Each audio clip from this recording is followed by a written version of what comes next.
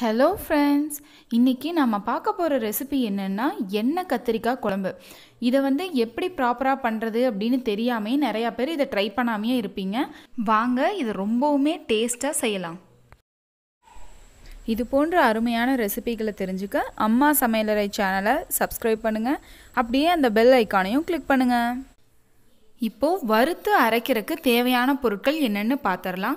1 cup சின்ன வெங்காயம், தேங்காய் 1 கப், கடலைப்பருப்பு 1/2 டீஸ்பூன், பெருங்காயம் 1/2 டீஸ்பூன், 1 தக்காளி, குழம்பு மிளகாய்த்தூள் 3 டீஸ்பூன், கருவேப்பிலை கொஞ்சம். இப்போது அடுப்பில் வானிலையை வச்சு அதை சூடானதுமே எடுத்து வச்சுருக்க 1 கப் சின்ன வெங்காயத்தை சேர்த்திக்கலாம். குழம்புக்கு எப்போ வறுத்து அரைக்கும் போதுமே சின்ன வெங்காயம் சேர்த்துக்கோங்க, அதுதான் ரொம்பவுமே டேஸ்ட் கொடுக்கும். இப்போது எடுத்து வச்சுருக்க கருவேப்பிலையை சேர்த்திக்கலாம். எடுத்து வச்சுருக்க 1/2 டீஸ்பூன் கடலைப்பருப்பு சேர்த்திக்கலாம். இதோட எடுத்து வச்சுருக்க 1 தக்காளியும் சேர்த்திக்கலாம். இப்போது இது எல்லாத்தையுமே எண்ணெய் விட்டு நல்லா வதக்கி எடுத்துக்கலாம். வெங்காயம் நல்லா பொன்னிறமாக மாறி நல்லா வதங்கணும், அது வரைக்கும் நல்லா வதக்கிக்கலாம்.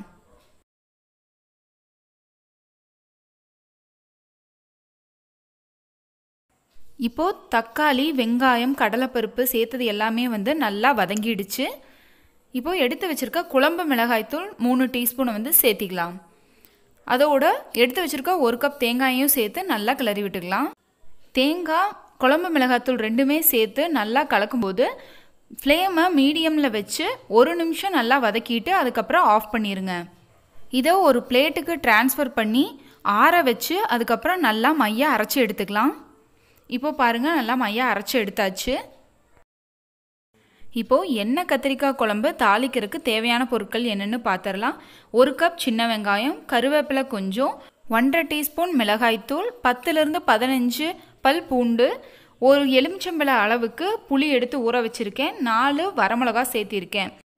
இதோட நல்லா பிஞ்சு கத்திரிக்காயாக பார்த்து 1/4 கிலோ வாங்கி வச்சுருக்கேன், அதையும் எடுத்துக்கலாம். இப்போது எடுத்து வச்சுருக்க கத்திரிக்காயில் காம்பை கொஞ்சமாக விட்டுட்டு அதை 4ஆக கட் பண்ணி எடுத்துக்கலாம். கத்திரிக்காயை ஃபுல்லாக பீஸாக கட் பண்ணிடக்கூடாது, அதை ஒரு ஃப்ளார் அந்த ஷேப்க்கு கட் பண்ணும். இந்த வீடியோவில் காட்டியிருக்க மாதிரி கட் பண்ணிக்கோங்க. இது போல் கட் பண்ணி கத்திரிக்காயை தண்ணியில் போட்டுக்கலாம்.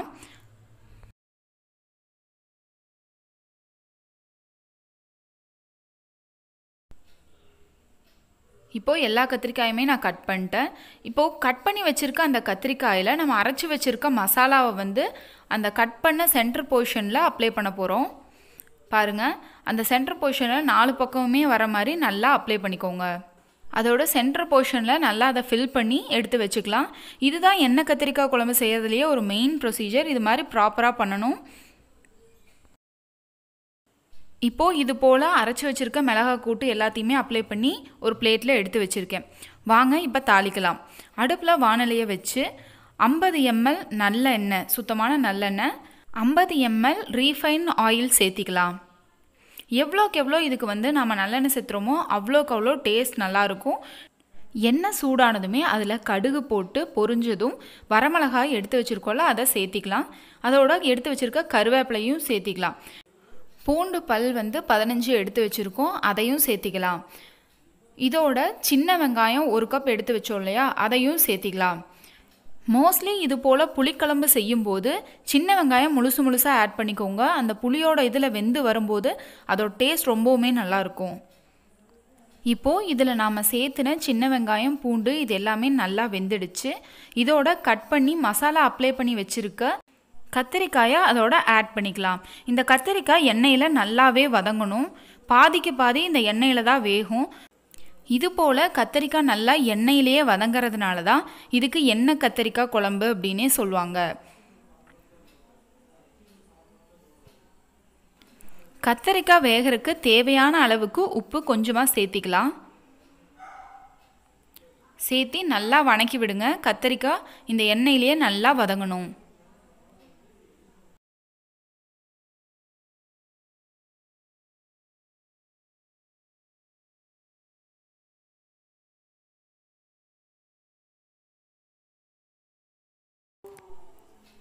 இப்போ பாருங்கள், கத்தரிக்காய் ரொம்ப நல்லாவே வெந்துடுச்சு. இப்போ அரைச்சி வச்சிருக்க மசாலா கூட்டை இதோட சேர்த்திக்கலாம். கரைச்சி வச்சிருக்க புளிக்கரைசலையும் இதோட சேர்த்திக்கலாம். இப்போ சேர்த்தியாச்சு. வெங்காயம் தக்காளி இதெல்லாமே நம்ம வதக்கி அரைச்சோம் இல்லையா, அந்த அரைச்ச பாத்திரத்திலேயே தண்ணி சேர்த்து அதை இந்த குழம்போட சேர்த்திக்கலாம். எடுத்து வச்சிருக்க மிளகாத்தூள் 1.5 டீஸ்பூன் இதோட சேர்த்தி நல்லா கலந்து விட்டுக்கலாம். இப்போது அரைச்சி சேர்த்திருக்க எல்லாமே நல்லா பச்சை வாசம் போகிற வரைக்கும் நல்லா கொதிச்சு வரணும். குழம்பு கொதிச்சு வரும்போது இன்னுமே கெட்டியாகும். ஸோ இன்னும் கொஞ்சம் தண்ணி ஆட் பண்ணிக்கலாம். குழம்புக்கு தேவையான அளவுக்கு உப்பு சேர்த்திக்கலாம். சேர்த்து நல்லா மிக்ஸ் பண்ணி விட்டுருங்க. இப்போது இந்த குழம்பு நல்லா கொதிச்சு வரணும். இங்கே பாருங்கள், நுர கட்டி கொதிக்க ஆரம்பிக்குது. இது போல் எண்ணெய் திரிஞ்சு நல்லா கொதிச்சு வரணும்.